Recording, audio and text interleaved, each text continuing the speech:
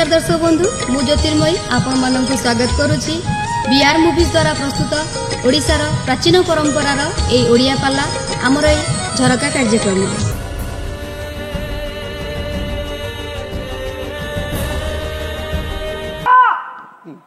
तुलसीदास सुंदर कथा कही अगुणारूप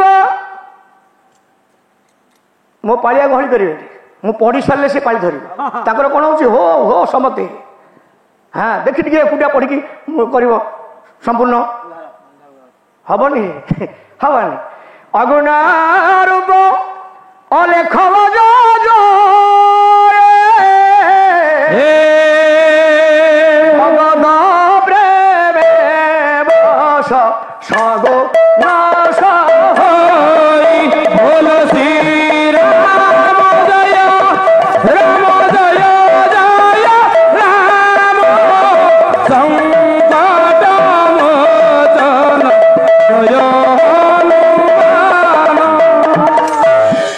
गुण अरूप अलेख अज जोई जी होती निर्गुण अरूप ब्रह्म केते बेले से सगुण हंती भगत प्रेम एवं सगुण जोते बेले भगवान भगतर भाव रे बंधा हे जिवे निराकार ब्रह्म साकार रूप रे बापा विराजमान करिवे समर्थन कले जाजपुर जिला गौरव अभिमनु सामत सिंगार दश मात्रा झापताल ये दश मात्रा झापताले गायक केमती कटिकी टे दासे देख एमती नुह एमती पाला ना हाँ आसु कोला दियो नादिकार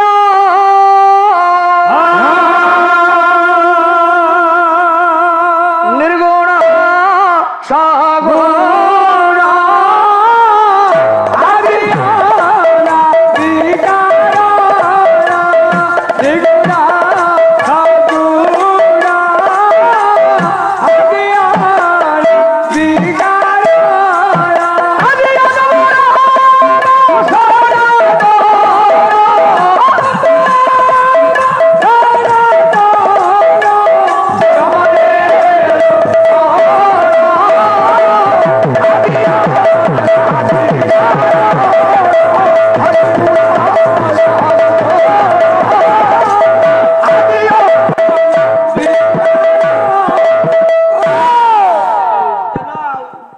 भाई ये ठीक ना एमती ठीक काली ठू जमी कर बाटे की हाड़ हाँ एमती एमती हाँ पार्लार जमी पूर्व पद्धति सेमती कर आ तुम गाँ पाख डरबे ना विदग्ध मंडल सब लिखिले से किए निर्गुण ब्रह्म वृक्ष तो छेना फना देवे आलोक भाई नहीं पाला ठीक है छेना खाई आसु आसु कर गोटे पनीर कर ओ पाला तो कौन पनीर आम पे कर दियो किसी दबन हाँ आलू सीधा से कथा मन पड़िया जाइया गोटा मंच को कहूनी नाटा कहली गोटा मंच को पाला कर जाइए सी दी दल पाला पाला में आज्ञा सी जड़े लोक आज्ञा बहिना करके नहीं नवा भितर आए जो दिन 12टा बेलू मिली गला बेलू डाली की 12 गुड़ा थोई दे आलू चकटा आम दी भाई जा कहलु मौसा रातन जाके खाती कौन करू आम खाली चली पारू कि ना पो काली हम जोड़े लेडीज टाक से रखी था कौन रोसे कर सी आम आगे भले है बासंती तो तुम कही माछाणी करू बोल कि कहीं अशांति होती काली करू आम आगे पुणी तापर दिन गला बेलू सेमती डाली की 12टा आलू चटणी आ कौन मुझे मौसा विदा हो रही हेनी ना टे गेट पारि हम टे गेट पारि ह गोटे पुओ जानकी पट्टनायक पाखे आ गोटे पुओ खाली भुजाली बंदूक धरिकी बुलूसी काली करवा कौन 5 ଦିନ ପଳେଇଲା ଆଜ୍ଞା ସଇଲା ସେମିତି ଆଉ। ଚତୁର୍ଥ ଦିନ ତା ପୁଅ ଆସିଲେ ଟିକେ ଠିଆ ଉଠି ଚତୁର୍ଥ ପୁଅ ଆସିଲେ ଭଲ ଲୋକ ସିଏ କହିଲେ ଆଜ୍ଞା କ'ଣ ସବୁ ଖାଇବା ପିଇବା ଭଲ ମନ୍ଦ ସେ ପଚାରୁ ନା ତତେ କିଏ ଗଲା ଟିକେ ଆସିବାକୁ 4 ସାଢ଼େ ଏମିତି ଲୋକ ବି ଅଛନ୍ତି ଆଜ୍ଞା। କ'ଣ କରିବ ତେଣୁ ଯାହା ବିଦଗ୍ଧ ମଣ୍ଡଳୀ ତେଣୁ ନିର୍ଗୁଣ ବ୍ରହ୍ମ ବୃକ୍ଷ ଇଏ ନିର୍ଗୁଣ ବ୍ରହ୍ମ ବୃକ୍ଷର 3 ଡାଳ 3 ଡାଳ କିଏ ସୁର ବଳରାମ ଦାସ କେତେ ସୁନ୍ଦର କଥା କହିଲେ ସେଇ ନିର୍ଗୁଣ ବ୍ରହ୍ମ ବୃକ୍ଷରେ 3ଟା ଡାଳ କିଏ କୁଳ ବ୍ରହ୍ମାବେ ସୂର୍ଯ୍ୟ ମହେଶ୍ୱର ତ୍ରିଶାଖା ସେ ବ୍ରହ୍ମ ବୃକ୍ଷ ତ୍ରିଶାଖା ସେ ବ୍ରହ୍ମ ବୃକ୍ଷ ତ୍ରିଶାଖା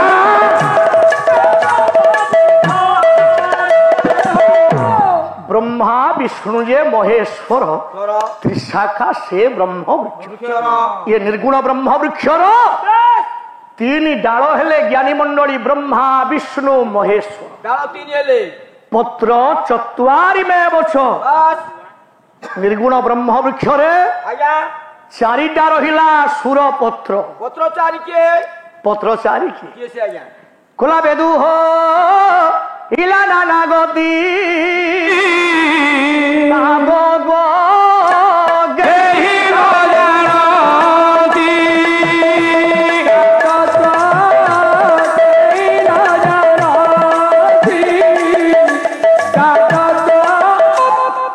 बेदू होइला नाना गति ता तो केही न जान जेते संसारिक भितरे चाली चलनी कर्म नाच गीत पाठ सब ज्ञानी मंडली सृष्टि कौठू आज्ञा वेद सब वेदर सृष्टि कौन कौन वेदर सृष्टि है सुंदर श्लोकटिए पढ़ा आसु कौन कहले सुर कोले रुकु भियो पाठ्य समदो भव गीतंज साम वेदायते जदु भियो भिनय जात और साच थर बसुदु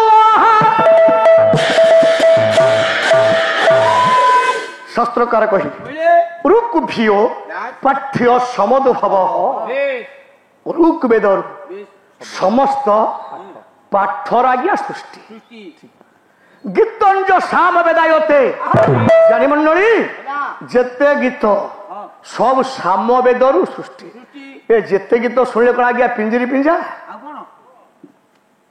आज्ञा गुआ घी नाई नाई से गीत शिव तांडव विष्णु तांडव दुर्गा तांडव जेते ओडिसी आपण मानकर मणिपुरी भारतनाट्य गीत रही सब हूँ सामवेदरु सृष्टि जजु भी अभिनय जात जेते अभिनय ओडिसी कुह भारतनाट्य कह कुचिपुड़ी कुह मणिपुरी कुह सब सृष्टि यजुर्वेद रसास्वथर श्रुत्वा जो 9टा रस संसार को नहीं नवगठित रसरु समस्त सृष्टि सब रस अथर्व वेदरु ज्ञानी मंडली सृष्टि तेणु शास्त्रकार कहले जशवंत दास के सुंदर कथा कहले 4 वेद जे 4 पत्र होइला 4 वेद जे 4 पत्र होइला 4 पत्र होइला ब्रह्मतत्व करे प्रकाश देला 4 वेद हेला 4 ही पत्र फल फली 2 से 2टी फल शब्द भीम भाई छाड़ी ना सुंदर भाव कहले कहले उड़पतपन से बेनी फल होई ब्रह्म तरु रे गलिले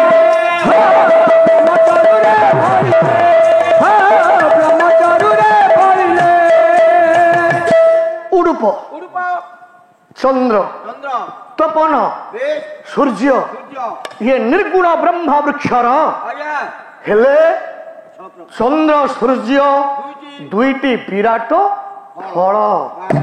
ଏ ଦୁଇ ଫଳରେ ଜ୍ଞାନୀ ମଣ୍ଡଳୀ ରସ ବା ସ୍ୱାଦ 6 ପ୍ରକାର ସ୍ୱାଦ ଛାଡ଼ି ନାହାନ୍ତି ସନ୍ତ ଭୀମ ଭାଇ ଲେଖିଲେ। କହିଲେ ଷଡ଼ ଋତୁ ଷଡ଼ ସ୍ୱାଦ ବୋଲାଇଣ ଫଳ ମଧ୍ୟ ଭାବିଲେ ଫଳ ମଧ୍ୟ ଭାବିଲେ ଫଳ ମଧ୍ୟ ଭାବିଲେ। ବିଦଗ୍ଧ ମଣ୍ଡଳ ଇକୋ ଦେଇଛି କି? ହଁ କାଟ କାଟ ଇକୋ ଦେଇଛ ଆସୁଛି ନାଇଁ। ତେବେ 6 ପ୍ରକାର ସ୍ୱାଦ କିଏ? 6ଟି ଋତୁ ଗ୍ରୀଷ୍ମ ବର୍ଷା ଶୀତ ବସନ୍ତ ହେମନ୍ତ ଶରତ। ଇଏ 6ଟି ଋତୁ ହେଲା 6 ପ୍ରକାର ସ୍ୱାଦ। ଏ 6 ଋତୁ ନଥିଲା ଆଜ୍ଞା ଆମେ ଭଲ ମନ୍ଦ ଶୀତ କାକର ବର୍ଷା କିଛି ଜାଣନ୍ତେ? ତାହେଲେ ସେ ଯୋଉ କହିଲେ ବିରଞ୍ଚି ନାରାୟଣ ସୂର୍ଯ୍ୟ ସେ ମାନବୀ କନ୍ୟାକୁ ହରଣ କଲେ ପ୍ରେମ ଭିକ୍ଷା କଲେ ତେଣୁ ସେ ନାରାୟଣ ନୁହନ୍ତି। ଭଗବାନ ପରା କହିଲେ ଆଦିତ୍ୟ ନାମ ବିଷ୍ଣୁ ଜ୍ୟୋତି ସଂଗ୍ର ବିରୁସୁମାନ ମରିଚି ମରୁତାମସ୍ମି ନକ୍ଷତ୍ରଙ୍ଗ ହସର୍ଷି। ଯୋଉ ଭଗବାନ ବ୍ରହ୍ମ ସୃଷ୍ଟି କି ସର୍ଜନା କରିଛନ୍ତି ଭଗବାନଙ୍କର 2ଟି ଆଖି ହେଲେ କିଏ? ସୂର୍ଯ୍ୟ ଆଉ ଚନ୍ଦ୍ର।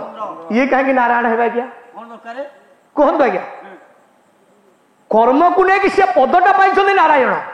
ଯେହେତୁ ଏ ସଂସାରର ସମସ୍ତ ବସ୍ତୁକୁ ଏଇଠି ଗୋଟେ ତାତ୍ତ୍ୱିକ ଅର୍ଥ କହୁଛି ସେ ଜାଣି ନାହାନ୍ତି। ଏଠି କୋଉ ସାଗରିକା ମୀନ କନ୍ୟା ସିଏ ଜାଣିବା ଇଏ ସ୍ୱତନ୍ତ୍ର ଆମ ଯୋଉ ଝିଅ ବୋହୂଙ୍କ ଭଳି ସେ ନଥିଲା ପୁଅ ନାଇଁ ନାଇଁ। କହିଲେ ସଂସାର ସିନ୍ଧୁ ରୂପେଣ ମୀନ ରୂପେଣ ମାନବା ଜଞ୍ଜାଳ ଜାଲ ରୂପେଣ କାଳ ରୂପେଣ ଧୀବରା।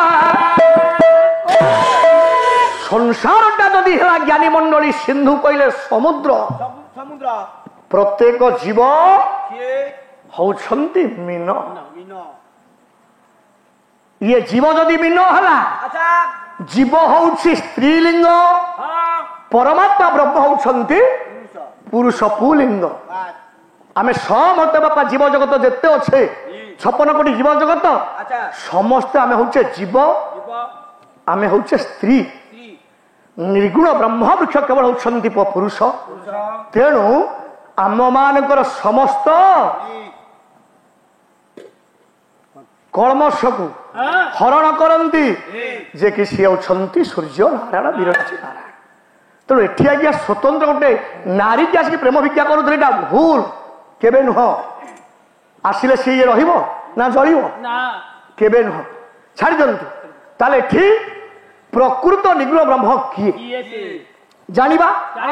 ଏଇ ଯୋଉ ନିର୍ଗୁଣ ବ୍ରହ୍ମ ଯାହାକୁ ଭାଇନା କହୁଥିଲେ ରୂପ ରେଖ ନାହିଁ ଏ ଶୂନ୍ୟ ଦେହି ଅଛ ଉଦେହ ବରସୁଛି ଜଳ ନଥାଇ ପବନ ଅଣଚାଷ ବାୟୁ ବହେ ଘନ ଘନ ପଢୁଥିଲେ। ତାପରେ କହିଲେ ଯୋଉ ସନ୍ଥ ଭୀମ ଭାଇ କହିଲେ ତାଙ୍କର ପାଦ ନାହିଁ ରୂପ ନାହିଁ ରେଖ ନାହିଁ ସେଇ କହିଲେ ବନ୍ଦନା ପାଦ ପଦମକୁ ଧ୍ୟାଇ ଅରୂପାନନ୍ଦ। ଏଇଠି କଥା ନାହିଁ। ପ୍ରଶ୍ନ ହଉଛି ଏଇଆ ତଳ ଧାଡିକି ଗୋସାଇ ଟଚ୍ କରିନାହାନ୍ତି। ତଳ ଧାଡି ପଢିଦେଲେ ଅର୍ଥଟି ଆସିଯିବ। କିନ୍ତୁ ଶୁଣା ଶୁଣି ପାଲା ବାଲା ଇଏ ବହି ଦେଖିବା କାଲି ଟିକେ ବହି ଆଣିବ ତେବେ ତମ ପାଖରେ ଦେଖିବା 8 ଭଜନ ହଉ କି ଇଏ ଭୀମ ଭୀମ ଗ୍ରନ୍ଥାବଳୀ ଅଛି ମୁଁ ଦେଖେଇଦେବି ଧରିକି ବୁଲୁଛି ବେକରେ। ତା ତଳ ପଦ ଯଦି ପଢିଥାନ୍ତେ ଅର୍ଥଟି ପଳେଇ ଆସିଥାନ୍ତା। ତେଣୁ ସେ ତଳ ପଦଟି ଦେଖି ନାହାନ୍ତି ଭ୍ରମରେ ବୁଲୁଛନ୍ତି। ଆଉ ସିଏ କହିଲେ ଯେ ନିର୍ଗୁଣ ବ୍ରହ୍ମଙ୍କର ପାଦ ଅଛି ବୋଲି। ଶୁଣ ସେ ପାଦ କିଏ? ଶ୍ରୀ ଗୁରୁଙ୍କ ପାଦ ତଳ ଗୋଟି ଅଛି ମାଳ ମାଳ ଶ୍ରୀ ଗୁରୁଙ୍କ ପାଦ ତଳ ଗୋଟି ଅଛି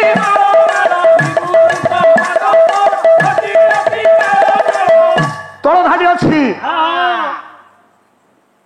ଏ ପଦ ଯଦି ପଢିଦବା ସେଠି କହିନାହାନ୍ତି ନିର୍ଗୁଣ ବ୍ରହ୍ମ ହଉଛନ୍ତି ବାପା ଯେ କି ପାଦ ଅଛି ତାଙ୍କର ଶ୍ରୀଗୁରୁଙ୍କ ପାଦ ତଳ। ସେ ଗୁରୁ କିଏ? ଯିଏ ଆମକୁ ନିର୍ଗୁଣ ବ୍ରହ୍ମକୁ ଚିହ୍ନାନ୍ତି ସିଏ ହଉଛନ୍ତି ଗୁରୁ। ଭଗବାନ କହିଲେ ମୁହିଁ ବସଇ ଗୁରୁ ଦେହେ ମୋତ ଭିନ୍ନ ଅନ୍ୟ ନୁହେଁ। ତେଣୁ ଭଗବାନ ସଦାବେଳେ କହୁଛି ମତେ ପାଇବାକୁ ହେଲେ ଗୋଟେ ମାଧ୍ୟମ ଦରକାର। ଅଫିସ କି ଯିବୁ ହଠାତ୍ କଣ ଅଫିସର ଆଜ୍ଞା ଭେଟିବା? ଆଗ ପିଅନ ସିଏ ଯେ ପର୍ଯ୍ୟନ୍ତ ଆଜ୍ଞା ନିର୍ଦ୍ଦେଶ ଦେଇନାହାନ୍ତି ଆପଣ ଅଫିସ ଭିତରକୁ ପ୍ରବେଶ କରିପାରିବେ ନାହିଁ। ତେଣୁ ଗୁରୁ ଶ୍ରୀଗୁରୁ ଯିଏ ହେଇଥିବେ ଉପଯୁକ୍ତ ଗୁରୁ ସିଏ ବାଟ ବତେଇବେ ନିର୍ଗୁଣ ବ୍ରହ୍ମ କିଏ, ନିରାକାର ବ୍ରହ୍ମ। ତେଣୁ ସେଇ ପାଦ କେମିତି ପାଇବା? ଯୋଗାସନ କରି ନାସାରନ୍ଧ୍ରକୁ ଧ୍ୟାନ ଦେଲେ ଏ ଗୁରୁଙ୍କର ପାଦ ପଦ୍ମ ଆମକୁ ଦର୍ଶନ ହବ। ଯୋଉଦିନ କୂପରେ ପଡ଼ିଲେ ଭୀମ ଭୋଇ ସେଦିନ ଜାଣିଲେ ଗୋଟେ ପାଦ ତାଙ୍କୁ କୂପ ଉପରୁ ବାପା ଉଠେଇଲା। ଅନ୍ଧ ହେଇଥିଲେ କଣ ହବ? ଦେଖିଦେବେ ଟଙ୍କାଟା ଇଏ 5 ଟଙ୍କିଆ ନା 20 ଟଙ୍କିଆ, ଆଜ୍ଞା ତାଙ୍କର ସ୍ପର୍ଶ ଅଧିକା ଜାଣିଦେବେ। ଆମେ ଆଖି ଦେବା ଲୋକ ଜାଣିପାରିଲେ, ଆଖି ବୁଝିଲେ ଜଣେ ଅନ୍ଧ ଲୋକ ଯଦି ଦେଇଦେବେ ଆପଣ ଟଙ୍କା ପଇସା ସେ ଦରାଣିକି ଜାଣିଦେବେ। ଭଗବାନ ଏତେ ସୃଷ୍ଟି ଶକ୍ତିଟାକୁ ଅଧିକା ଦେଇଥାନ୍ତି। ତେଣୁ ସେ ଯୋଉ କୂପରେ ପଡ଼ିଲା ବେଳେ ତାଙ୍କୁ ଉଦ୍ଧାର କଲେ ସେ ଜାଣିଲେ ହେଉଛି ଗୋଟେ ପାଦ। ମତେ ଯିଏ ପାଦଟା ଏ ବିପଦରୁ ଉଦ୍ଧାର କରିଛି ସେ ଆଉ କେହି ନୁହଁ, ସେ ହଉଛନ୍ତି ଅରୂପ ବ୍ରହ୍ମଙ୍କର ସାକାର ରୂପ ପାଦ, ଗୁରୁଙ୍କର ପାଦ। ତେବେ ସୁର ସେଇଠି ଲେଖିଲେ ବନ୍ଦନା ପାଦ ପଦ୍ମକୁ ଧ୍ୟାଇ ଅରୂପାନନ୍ଦ। ଏ ଗୁରୁଙ୍କର ପାଦ ପଦ୍ମ ପାଇବାକୁ ହେଲେ ଆମେ ସେଇ ଅରୂପ ନିର୍ଗୁଣ ବ୍ରହ୍ମକୁ ଆଜ୍ଞା ବନ୍ଦନା କରିବାକୁ ପଡିବ। ଗୁରୁ ଆଉ ଭଗବାନ ୟାଙ୍କ ଭିତରେ କିଛି ପାର୍ଥକ୍ୟ ନାହିଁ। ସିଏ ହେଲେ ଅଂଶୀ, ଆମେ ହେଲେ ଅଂଶ, ଆମେ ସମସ୍ତେ ଅଂଶ, ସିଏ ହେଲେ ଅଂଶୀ। ତାହେଲେ ସତ୍ୟ ନାରାୟଣକୁ ଆମେ ମିଛ ନାରାୟଣ କରିଦବା କାହିଁକି? ବନ୍ଧୁ ଆମ ପ୍ରୋଗ୍ରାମଟି ଆପଣଙ୍କୁ କେମିତି ଲାଗିଲା ଏହାର ମତାମତ ଦିଅନ୍ତୁ, ଲାଇକ୍ କରନ୍ତୁ, ସେୟାର କରନ୍ତୁ, ଆଉ ହଁ ସବସ୍କ୍ରାଇବ କରିବାକୁ କେବେ ଭୁଲନ୍ତୁନି। ରହୁଛି, ନମସ୍କାର।